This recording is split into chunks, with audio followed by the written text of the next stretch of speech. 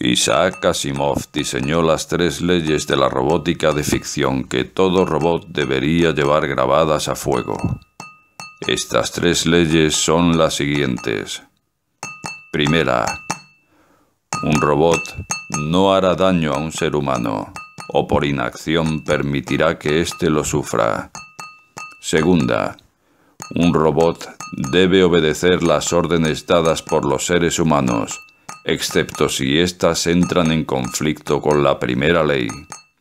Tercera, un robot debe proteger su propia existencia en la medida en que esta protección no entre en conflicto con la ley primera o segunda. Buenas noches, con Miguel Noche. Esto es Conclusiones Irresolutibles.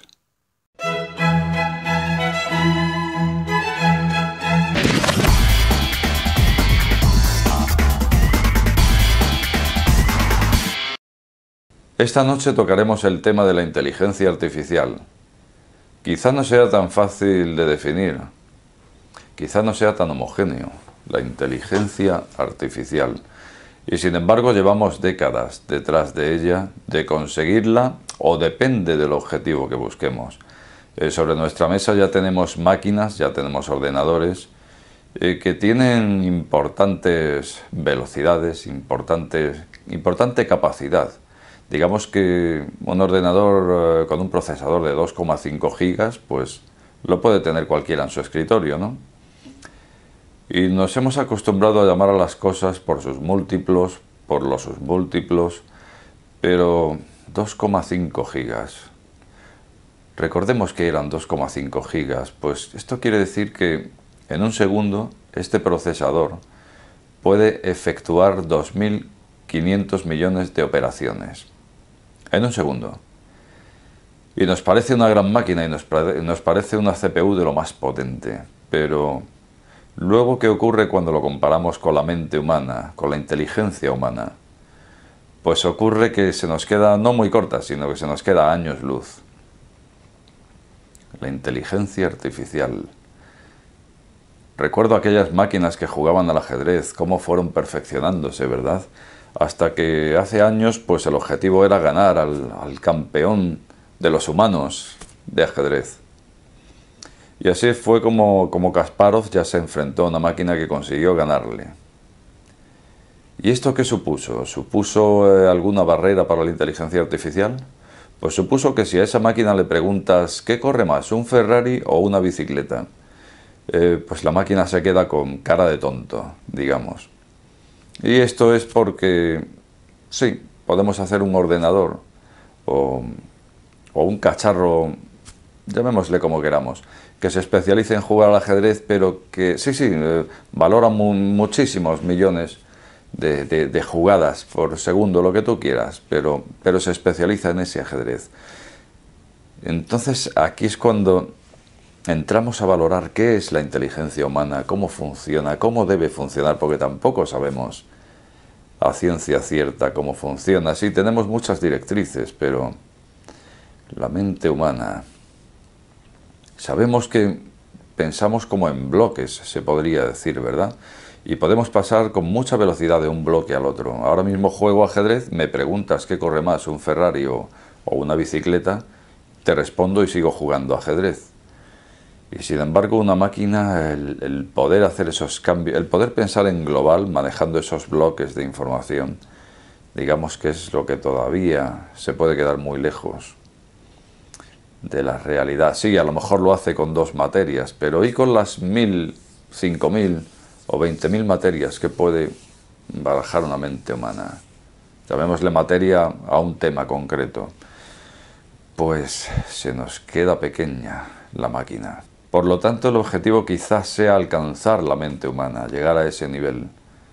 Desde luego en el cine llevan muchos años vendiéndonos esto. Robocop, Terminator.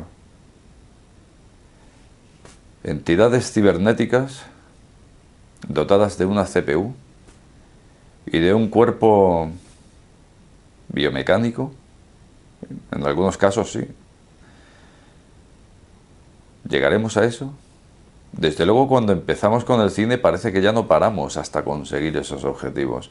Y desde luego, se ha tocado este tema muchas veces, no se sabe lo que estarán haciendo ahora en esos laboratorios que estudian la inteligencia artificial, pero desde luego sí sabemos que es a lo que se quiere llegar. Se quiere llegar a una entidad cibernética que tenga el nivel de la mente humana.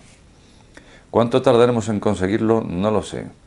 Pero si le echamos años a la ecuación, pues en unos siglos, o en muchos años, o yo no sé en cuánto, quizá lo hayamos conseguido. Bien, vamos a suponer por momento que conseguimos tener un cacharro cibernético con una CPU suficientemente potente como para llegar al nivel de la mente humana. Pero claro, por esta regla de 3, si lo conseguimos, al año siguiente o a los 2 años, si aplicamos la ley de Moore, podríamos tener un bicho bastante más inteligente. Supongamos que ya lo tenemos. Supongamos que tenemos un robot con una CPU importante, con un cuerpo más o menos mecánico o biomecánico, me da igual. Y ahora es cuando surge la pregunta. ¿Llegaría a ese salto de poder tomar decisiones por sí mismo, que viene a ser el objetivo final de la inteligencia artificial? Es decir, poder aprender de ti mismo y hasta el punto de poder tomar decisiones, valorar tus decisiones por ti mismo. Llegar a conclusiones irresolubles o no. Pero ¿este robot llegaría alguna vez a ser un ser cibernético? Esa es la pregunta, un ser cibernético. Y llamémosle ser cibernético a eso mismo, a un robot cuya CPU ya le permitiera tomar sus propias decisiones hasta el punto de tomar conciencia de sí mismo. Ese sería el momento salto en la inteligencia artificial, ¿no? Ese sería el salto de una máquina informática, a un ser cibernético. ¿Se le podría llamar así? ¿Se le podría llamar ser cibernético? Se ponen los pelos como escarpias, ¿verdad? Solo de pensarlo.